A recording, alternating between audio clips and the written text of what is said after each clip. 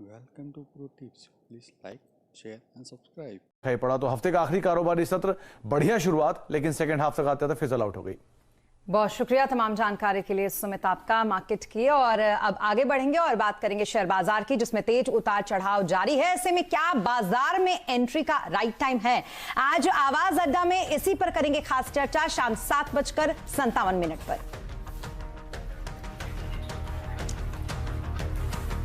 और अब बात देश की सबसे बड़ी सरकारी company state bank of India की, जिसने चौथी तिमाही के मिले जुले नतीजे पेश किए हैं। बैंक का मुनाफा 41% बढ़ा है, लेकिन ये आंकड़े स्ट्रीट के अनुमान से कम हैं।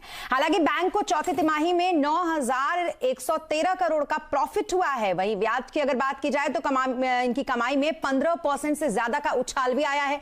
बैंक के एसेट क्वालिटी की अगर बात की जाए तो उसमें सुधार हुआ है। ग्रॉस एनपीए का आंकड़ा 4.5% से घटकर 3.97% हो गया है। नेट एनपीए में भी कमी आई है।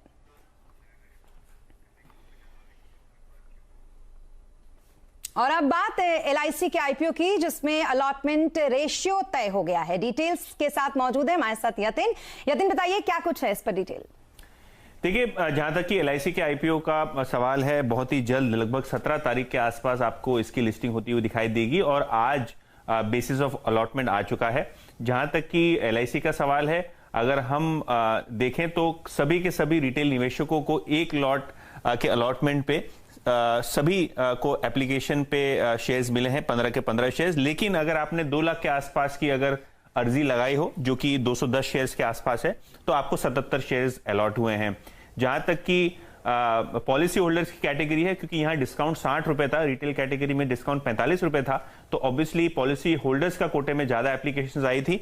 और यहां अगर आप 210 शेयर की एप्लीकेशन कर रहे हैं तो लगभग 48 शेयर्स आपको अलॉट होंगे। हालांकि अगर आप देखें तो एक लॉट का एप्लीकेशन अगर आपने किया हो, क्योंकि ओवर सब्सक्रिप्शन ज्यादा, तो जरूरी नहीं है आपको यहां एक लॉट मिले, क्योंकि ओवर सब्सक्रिप्शन के चलते यहां लॉटरी सिस्टम के हिसाब से अलॉटमेंट होगा।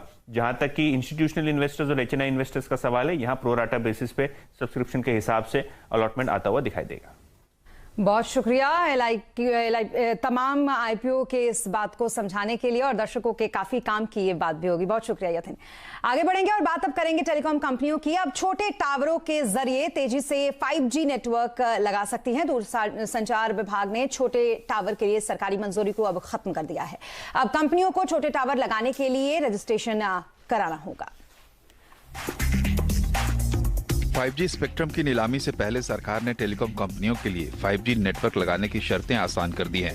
दरअसल गली मोहल्ले तक 5G नेटवर्क पहुंचाना एक बड़ी चुनौती है। इससे निपटने के लिए सरकार मौजूदा इंफ्रास्ट्रक्चर का इस्तेमाल करने की तैयारी कर रही है। इसे टेक्निकल भाषा में स्ट्रीट फर्नीचर कहा जाता है। इसके तहत टावर लगाने के लिए बिजली के खंभों या फिर किसी भी ऊंचे स्ट्रक्चर का इस्तेमाल किया जा सकता है। इन पर छोटे पावर का BTS लगाया जा सकता है। सरकार ने आदेश जारी करके कहा है कि अब कंपनियों को